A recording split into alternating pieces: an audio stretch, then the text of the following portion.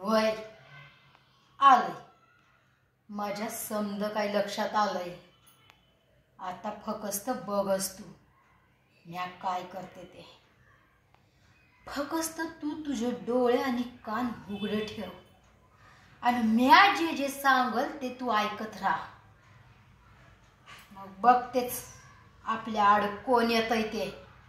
अगं माझ्याकडे बी काळी जादू हाय, तिचा कसा उपयोग करायचा ते मला चांगलं ठाव आहे। अगं इच्छा असल तर पाण्याला बी आग लावता येते या आणि आपल्या आड लावलेली आग विझवता बी येते या। काय टक्कुऱ्यात शिरलं ना हो मला काय सांगायचंय ते।